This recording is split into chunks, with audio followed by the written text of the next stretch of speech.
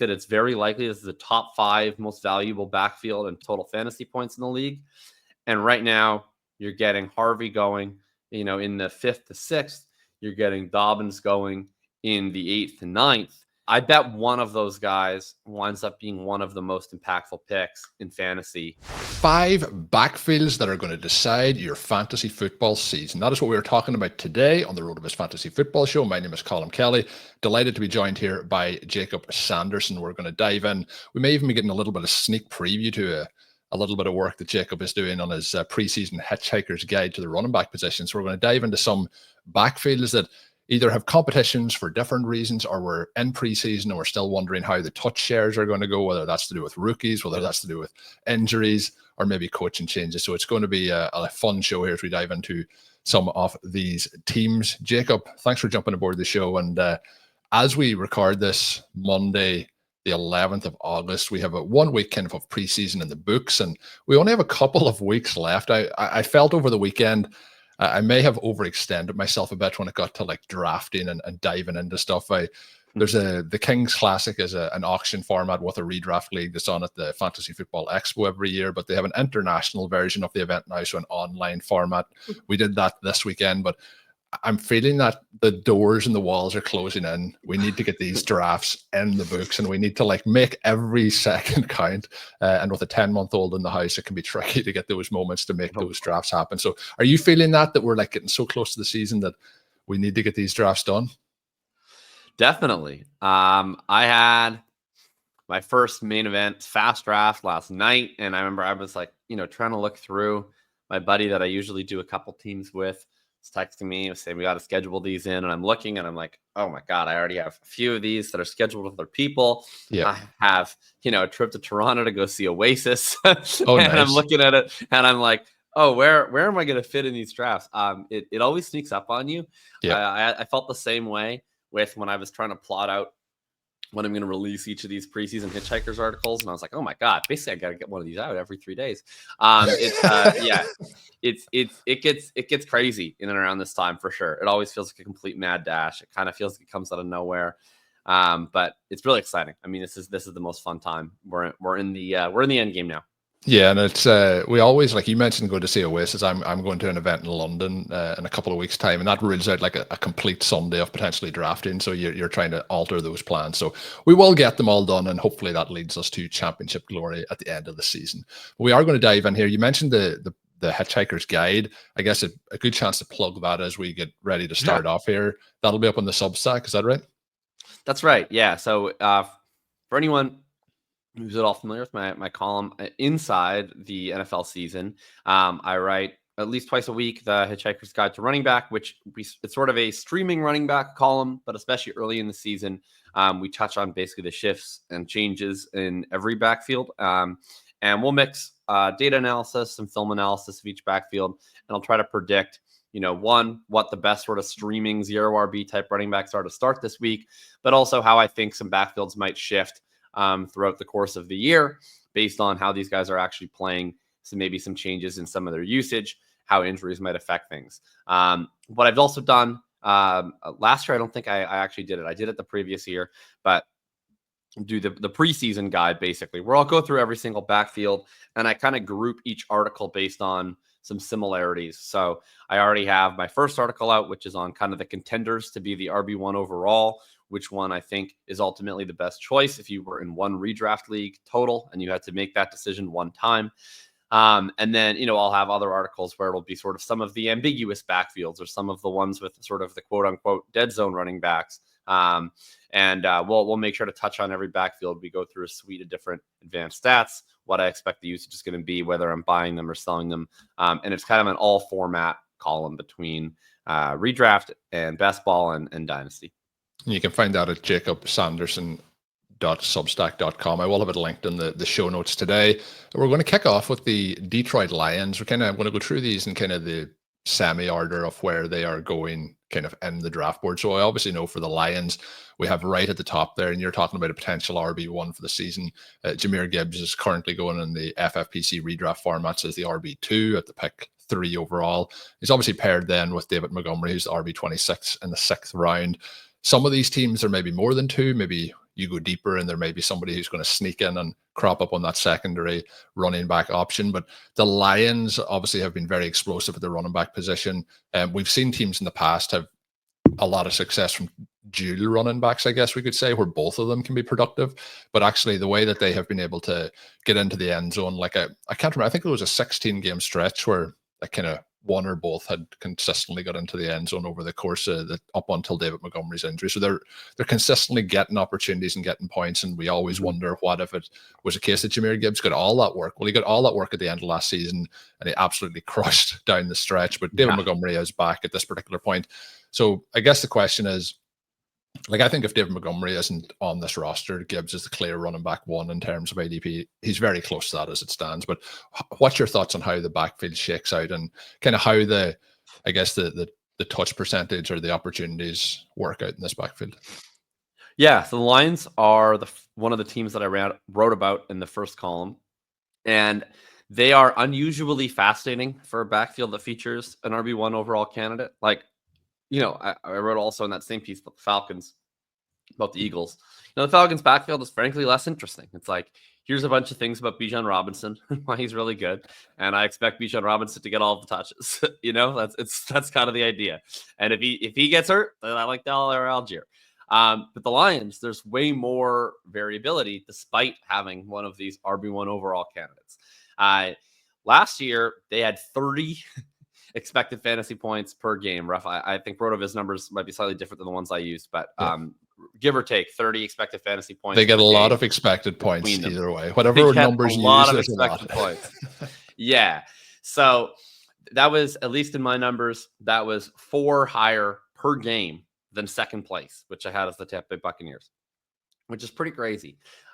So on top of that, then you have Montgomery, who beat his expected points by about 1 point per game, and you had Gibbs, who was beating his by upwards of 5 because he's an absolute baller. And when you look at that makeup, it sort of pushes you in multiple different directions, where on one hand, like you said, if David Montgomery's role was to be deprioritized this year, or if he was to get injured again, Jahmyr Gibbs just becomes like vintage LaDainian Tomlinson. He's this unstoppable force. But you also look at it and say, well, the pie can't really get bigger this year, and it probably can't even stay that big. They were such an outlier in terms of a team running backfield value that even if you look at your projections, you say, well, I project them to once again be the most valuable fantasy backfield. The extent to which they were last year is almost completely unsustainable, in large part because the Lions scored 70 freaking touchdowns last year. And even if you project them to be top 5 in scoring this year, that is just not a reasonable number you can project for any single team. So you get all of these different levers. You get the what if Jahmyr Gibbs gets more touches lever. You also get, well, what if the backfield value comes down? And then you get this other layer, which is the change in play caller. And I think that could go one of two ways. On one hand, everybody seems to agree, and I agree, Ben Johnson is a great play caller. Probably makes their offense a little bit worse for losing him.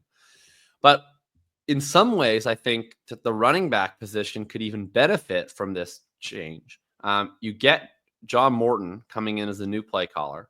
He was with the Lions in 2022, but he comes specifically from the Sean Payton tree, as did Ben Johnson and Dan Campbell, kind of. But I wonder if we start seeing more of that running back reception funnel that the Sean Payton offenses have generally been. Whereas under Ben Johnson, Jahmyr Gibbs, if people remember, when he came out as a rookie, the idea was this is one of the best pass catching running back prospects of all time. And in the NFL, he's been a very efficient pass catcher, had 1.67 yards per route run last year, but he's not really been utilized to the extent that like an Alvin Kamara has been utilized, despite having that kind of prospect profile. So I wonder if that's an area to grow. And specifically, the way I wonder if it's an area to grow is Ben Johnson is so meticulous about his route combinations, the progressions, and the timing for all the wide receivers.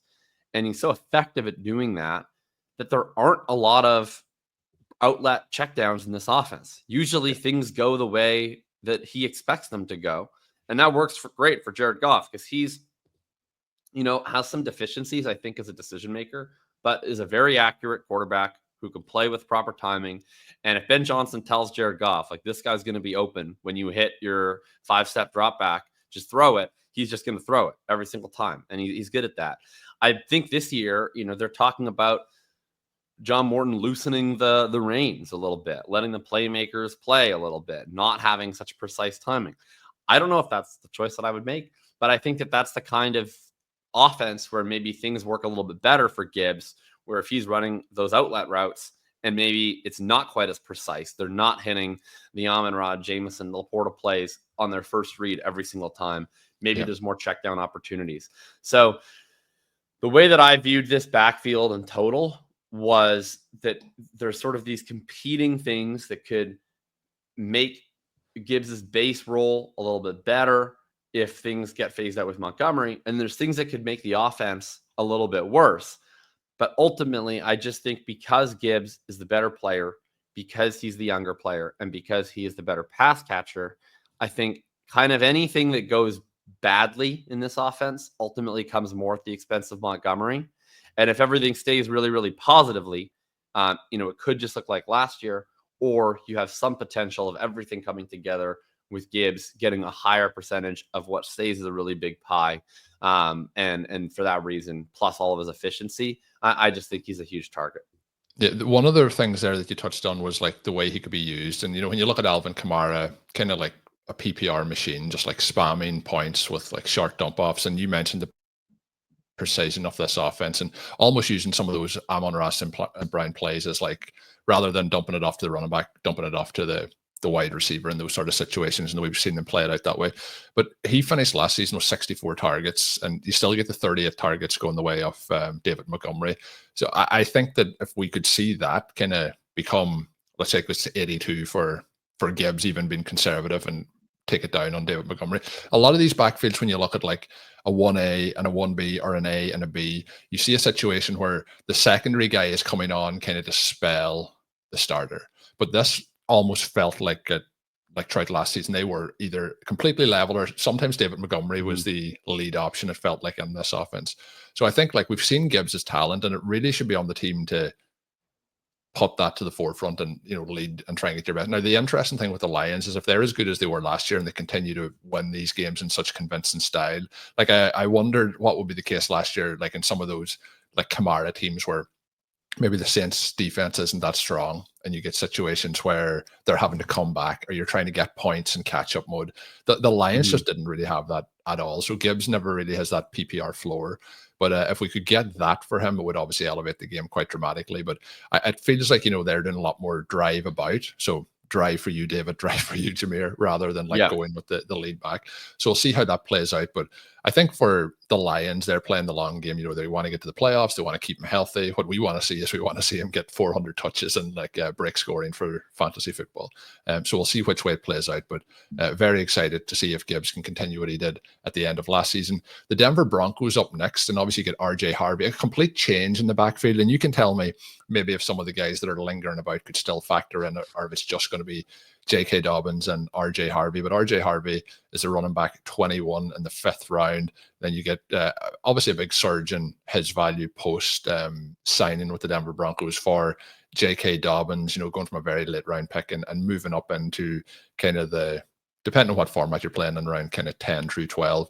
But it feels like, it's a huge opportunity here in a Sean Payton offense. We've been chasing this for years. We've been chasing this. We talked about Alvin Kamara. We're chasing the points. We talked about backfields who have had success with multiple running backs. We're talking about Sean Payton, and we're chasing what he was able to do, with Mark Ingram and co down there.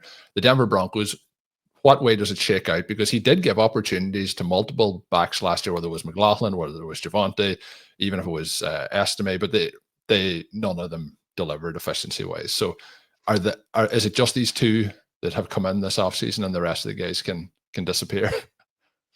I hope so. I think we're chasing this backfield for a good reason. It's feeling a little bit like chasing the dragon at this point after 2 years of relative non-production from this unit. But I think that we are correct in doing so, because this is not like, we're just chasing the ghost of 10 years ago New Orleans Saints backfields.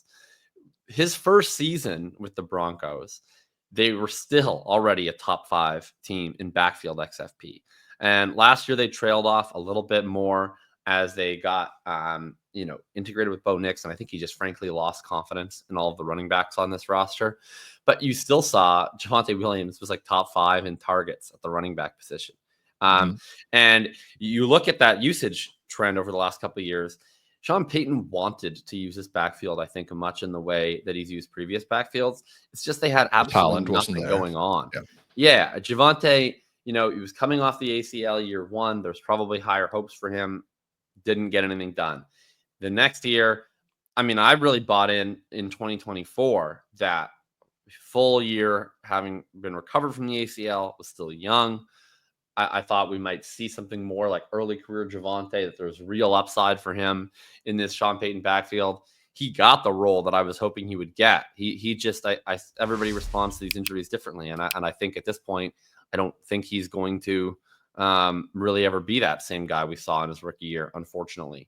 And similar with some of the other guys, I think they had probably high hopes for Samaje Perine coming off a productive season with the Bengals. He ended up just being an outlet back for them. McLaughlin is fine. Flash more as a rookie. Didn't look very good last year. Estimate, we'll see. But it's just, they didn't have any juice in their backfields over the last 2 years. And now I think that they do. They got RJ Harvey, who's going to be a really exciting player. I had him as I do my fantasy rankings pre-draft in my column for the running back position, but I also kind of do my in real life running back rankings for the column, where I just get to pretend that draft capital doesn't exist, the constraints of whatever doesn't exist, just to kind of communicate how I feel about their talent. And I had Harvey as my RB4 in this class. I feel really, really strongly about his talent. I know that Sean at RotoViz does as well. So he's a guy that to me fits really what this offense needs. And then J.K. Dobbins, I think maybe is slightly overrated for what he brought to the table last year because it was so fantasy productive, but without question, would have been by a mile the best option on the 2024 Denver Broncos and is another legitimate option. So I think it mostly comes down to these two guys. I think to me, if they wanted to use McLaughlin and Estimé, one, they would have used them more last year when Javonte was just giving them nothing but 3.2 yards per carry for most of the season. And two, they wouldn't have, made such an effort to bring in these two other guys to play right in front of them. So I think it's Dobbins and Harvey. And I'm fascinated to see by what the split is, because we've had so much recently conflicting information. We had the Ben Albright, the beat reporter, say, well, he thinks it's going to be 70-30 Dobbins early, but maybe Harvey, someone worth taking a flyer on. But then you have the preseason game. They both play with the starters, and it's mostly all Harvey on the ground and Dobbins playing some passing down pass pro snaps. So I think that there's a high range of outcomes for how this backfield looks. And I think that it's very likely this is the top 5 most valuable backfield and total expected fantasy points, total fantasy points in the league. And right now you're getting Harvey going, in the 5th to 6th, you're getting Dobbins going in the 8th to 9th. And I bet one of those guys winds up being one of the most impactful picks in fantasy as we see this Sean Payton backfield take hold in the way he wants it. And it's just going to be a matter of trying to figure out which one. So I think that they're one of the most important backfields to get correct this year in drafts. Yeah, if you look at even you touched on Javonte, and I had high hopes last year as well. And when we look at what he was able to do, he had 70 targets on the season. So they're instantly vacated. It was a very disappointing season for him, but there was plenty of opportunities for him in those situations. He was running 15.5 routes per game. And that is not really an area where we're going to see Dobbins excel. That's not his strength overall. But I think last year as well, those part of Dobbins' performance with the Chargers, that he was able to show us some of the stuff that he kind of had lost. We're talking about Javonte. The same things kind of happened with Dobbins, where he had kind of lost all that burst. And he had some really impressive plays last year, but I feel like there's a little bit of a cap on them performances. His high point last year was 24.5 points. He's at a couple over 20, but I think that is a ceiling for him, whereas the RJ Harvey ceiling. And when it gets to this point of the year and the beat reporters and some of the thoughts, the Broncos didn't make this decision to draft Harvey, where they have drafted him to like have him like just take a couple of targets a game. Like we kind of know that even if it's week 1 and Dobbins is the starter, I think that probably is going to change. Like if we look back to last year, and I don't think the same thing. I think there's more. And I won't say there was more value, because Rashad White still had value if you drafted him. But you know that would have been a very similar conversation between like a Bucky Irving and a Rashad White last season. And like the season tells its own story as you move on through with the talent and the upside. Next is going to be the New York Jets, and there's a couple of names to factor in here. Breece Hall is one of the players. Again, we're going into. This is the ACL running back podcast we're going through here. Breece Hall has never really got back fully to what he had previous to that, but he has shown some burst, more so than the other names there in Dobbins and Williams that we've talked about. But then you get to like Braelon Allen, and this you get Isaiah Davis. There's a number of interest in those kind of second and third running back options that are behind him. If they were on other rosters, I think we would be very excited about those particular names. But when we're looking at a Breece Hall potentially in the 3rd round as RB14, feels like a player to me that I haven't been drafting, that I could have left like FOMO at the end of the season, that I've just bypassed him, and it's crushed me. How are you feeling about the Jets backfield, and is he somebody potentially being overlooked in that 3rd round based on what you expect him to do? Well, I'm jealous of you. I wish that I hadn't been drafting Breece Hall all year, because I still think he's an interesting bet, but I think we're about to get him at a round or and a half cheaper prices, and he's been going all year after that preseason usage. So I unfortunately have been drafting Breece Hall all year, but I've also been drafting Braelon Allen all year. I think this backfield is one that I think the market has been kind of maybe bearish on, and early in the year, especially, people were saying, oh, it's Braelon over Breece, or some Breece people are saying Braelon, is not a threat, whatever. I've been treating this as a both backfield for most of the season. Now my concern is that Isaiah Davis is going to come in and steal a portion of the fantasy value, which would be really irritating. Not for Isaiah Davis. I guess it'd be nice for Isaiah Davis, but it'd be irritating for fantasy managers of Breece Hall and Braelon Allen. I think this backfield is undervalued in terms of its potential total value. Largely, I think people look at this, they go, the Jets are going to be bad, and Justin Fields is going to be siphoning off value as a rushing quarterback. And that is very valid on both fronts. But I think first off, you look at what does this coaching staff want to do, and what is sort of some of the history. This coaching staff is the most we are all from one team coaching staff possible. So they're all coming in from the Detroit Lions. It's Aaron Glenn, who's their defensive coordinator, and it's Tanner Engstrand, who I think was their passing game coordinator, if I'm correct, is now the Jets offensive coordinator. So I think that we're going to see a somewhat similar attempt at how they want to run their offense to what we saw with the Lions, with the exception that now you have a mobile quarterback. And so there's going to be some differences with that. As we just talked about, the Lions, which a lot of the Lions staff came from the Peyton tree, now you're getting kind of 2 generations removed from that. Everyone on the staff is coming from teams that historically have really, really high XFP backfields. Are the Jets going to win enough games to be able to sustain that? Who's to say? But I think that's going to be the plan. I also think they're going to be ridiculously efficient running the ball, kind of whoever's running it. They have an offensive line that is across the board a top 5 to top 10 run blocking unit, more of an average pass blocking unit. They have wide receivers. Well, in terms of pass catching, they have one wide receiver. They have but in terms of the other wide receivers who are going to be on the field, it's probably Josh Reynolds and Alan Lazard, who are not good pass catchers, but are awesome run blockers. Their entire team is oriented around run blocking, basically. And they got 3 pretty capable backs, and they have Justin Fields. And I think that the success they're going to have on these power zone read runs are going to be incredible. I think this is a team that's going to have, in the upper 4s, low 5s total yards per carry. The other thing with Fields is that he has become, over the course of his career, more of a check down quarterback than I think people recognize. In the last year, he was top 2 in check down rate at the position. You're dealing with a low, probably total number of pass attempts, which will depress running back targets. But there's an idea that, he doesn't ever throw down to the running back. He just scrambles or he chucks deep. That's not actually the case. He does check down to the running backs.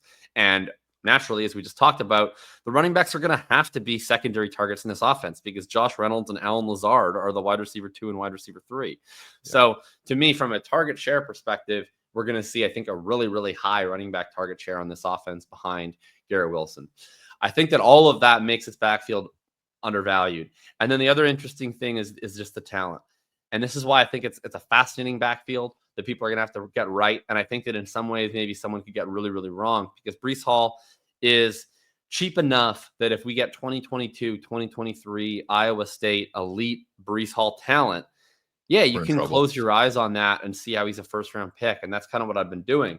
But now we see, apparently they want to use Isaiah Davis on third downs, maybe on the 2-minute drill as well.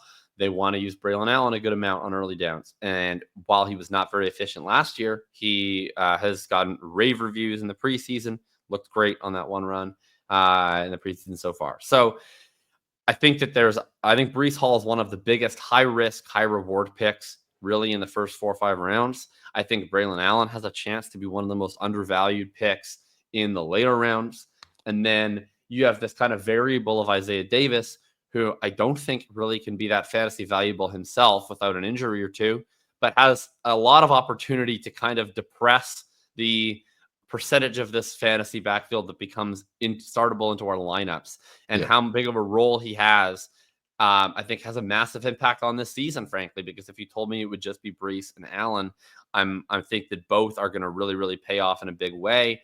But the more Davis plays, he kind of throws a wrench in these things. And I think all of that makes this a really fascinating backfield to try and figure out going into the season. Yeah, I've been finding Hall difficult to get because usually him and Kenneth Walker are going back to back, and Walker's had some issues throughout his career and particularly staying healthy as well. But I kind of like that particular pick, or else the kind of final bit of a tier of a wide receiver in that third round rather than Hall. So it may come back to bite me. But even last year in a disappointing year, averaged 15.3 PPR points per game, had like a 31-point game, multiple games over 24 points.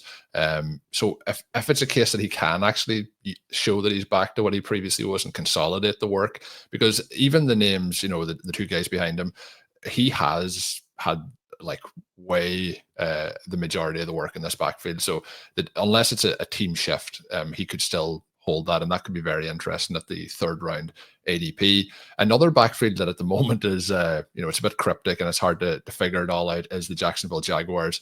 We get Tuten with his like early issues with the fumbles and so on. He does get in the end zone in the fourth quarter of the preseason game this week, but you also have the positive talk around Tank Bigsby, and then you have the situation where Etienne looks pretty good as well. So Etienne, another man with a knee issue in the past, Etienne, who we really liked coming into the NFL.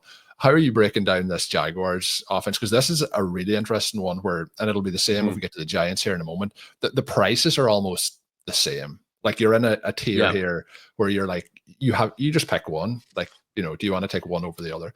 So the Jaguars, how's that shaking out for you? And who is your favorite? You mentioned, the rookie rankings that you had. How did Tuten fare in that for you?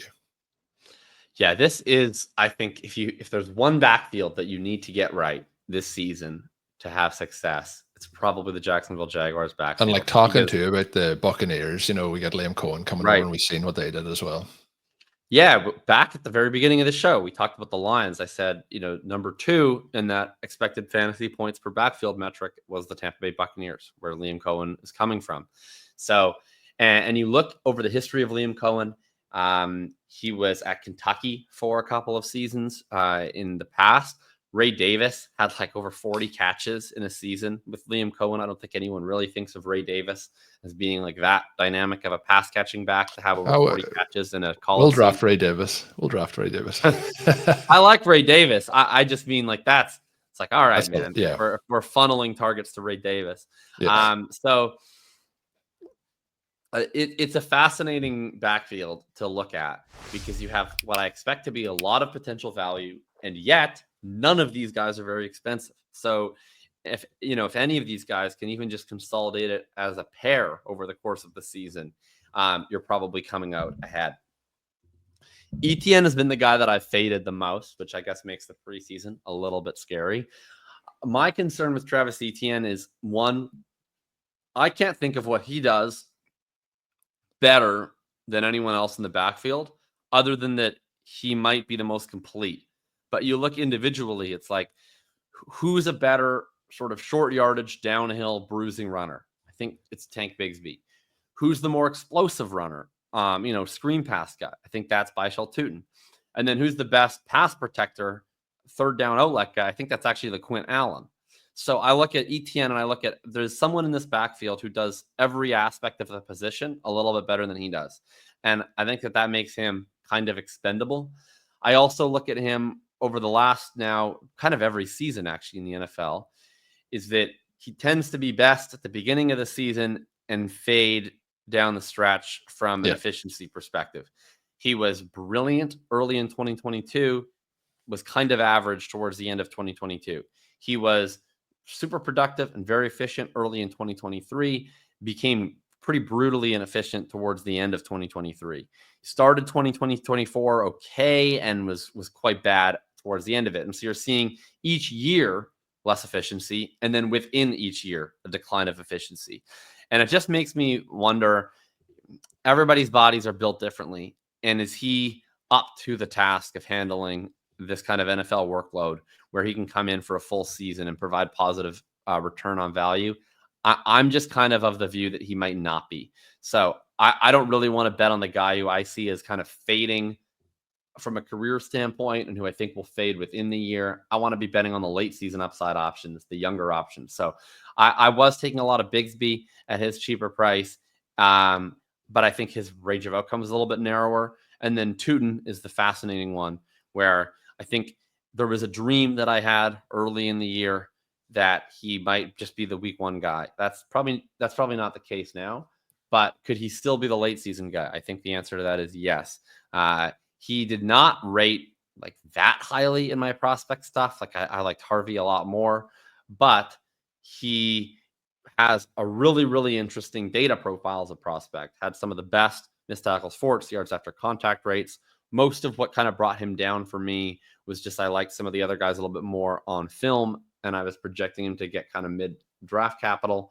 But I think he's a really, really interesting bet and a really high upside bet from his rookie profile, and is probably the most high upside bet in this backfield, especially for late season. So he's my favorite way to play it. But unlike some of these other words, I'm not that convicted about it. I'm open to all options. I'm especially open to Bigsby. I think I'm fading Etienne, but I'm prepared for that to not work. I can see how that does. I can see how that hits in a big way too. Yeah, the way it could hit in a big way is you mentioned that he does all the things, maybe not as good as some of the specialized areas of the other guys, but that can get him on the field if he can like do bits and pieces of it all. And, if the athleticism, I don't think is ever coming back. Like you can see that when he's trying to, stretch out on some longer runs, that it's just not the case. But we mentioned Dobbins earlier, Etienne and Dobbins going back to back, running back 33 and 34 over at the FFPC. But then like they're all back to back. But you mentioned the other running backs and, liking the rookies more than you did with Tuten. But you're also like, if we're talking about, Travion Henderson, Hampton, like we're talking about RJ Harvey, you're getting, multiple, sometimes a 5-6 round discount between them. So I think it's priced in. And I think then your play is for the longer term of the season. The week one points may not be there, but it's an interesting backfield all around. Just you mentioned LeQuint Allen. There's no fantasy value there, I'm assuming, on your board. No, he's not a standalone pick, but I do think sometimes people underestimate the relevance of these kind of backs, not for their own fantasy value, but it's just sort of as a knock on other guys. Like LeQuint is a good pass catcher, and I think he was the best pass pro back maybe in the whole draft. So I think that there's ways in which he could matter under the surface. One way is maybe they're more comfortable trading Travis Etienne if they view LeQuint Allen as a third down running back. Or, if somebody gets hurt and you're really excited about starting one of the others, and then it's like, 25% of the snaps this week went to LeQuint Allen, So I think he's just an interesting wild card, much in the way of Isaiah Davis, where if you get to the end of the season, you're going, like, how come this backfield was, 7th in expected fantasy points, but no one was that startable? If that's the way it goes, LeQuint Allen is maybe a reason why, but I think the upside of the backfield overall is still super high.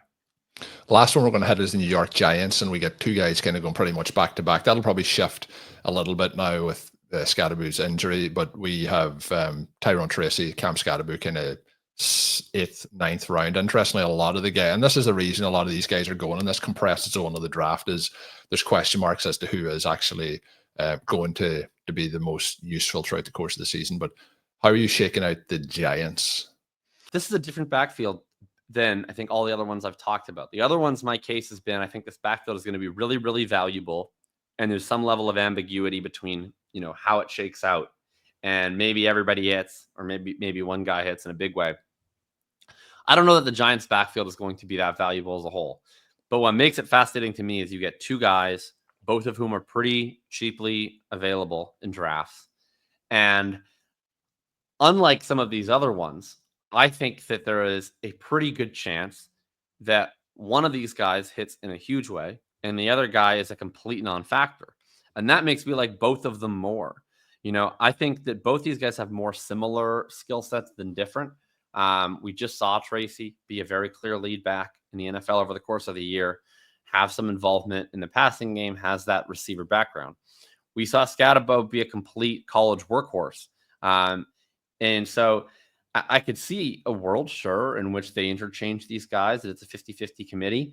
But I think that you're also looking at possibilities where Tracy is just a starter and Skattebo never gets off the ground this year in a big way. Or Skattebo comes in, does everything Tracy can do better, and by week 8, Tyrone Tracy is a clear backup, much in the way that Devin Singletary was last year. I think that because of that upside, where either one of these guys, I think, has enough strengths to their profile, but also enough weaknesses and ambiguity to their profile, where I don't think either are kind of owed anything. And either guy would not surprise me if they just become a 75 to 80% workhorse at some point this season. Makes this backfield very fascinating because I think it's the cheapest you can get access to a potential workhorse running back in drafts. And I think that applies to both of the options within it. Yeah, the other thing with the Giants is we're expecting the offense to not be great, but obviously it has Malik Neighbors in it that's going to give it some firepower. But with these offenses too, we're talking about the Denver Broncos and the way that they're advancing each season under Sean Payton, and this is second year for Bo Nix. These teams can take big jumps that people aren't really seeing coming. Maybe the Giants are a little bit better than we expect, and then that leads to more potential opportunities for the running backs. But that is the first group here that I'm kind of okay drafting both of them, like you said there, and adding them on. I would rather pick Skattebo, but I'm also drafting Tracy. Now, with Tracy's price and that gap maybe increasing over the next couple of weeks, maybe I'll pull back on that a little bit. But the Giants are certainly going to be interesting. That is where we are going to close this one out. We are going to have Jakob back for another show later this week where we talk about drafting. I guess we'll say far upside, but is that risky? Should you be drafting them players? We're going to go through some wide receivers. I mentioned at the start, you can check out Jakob's Substack at jakobsanderson.substack.com. You can check him out on social media as well. The links will be in the show notes. That is where we are going to close this one out and come back again, subscribe to the feed, and you'll be able to get our next episode here with Jakob in the coming days. My name is Colm Kelly. You can follow me on social media at Overtime Ireland. And until we are back, have a good one.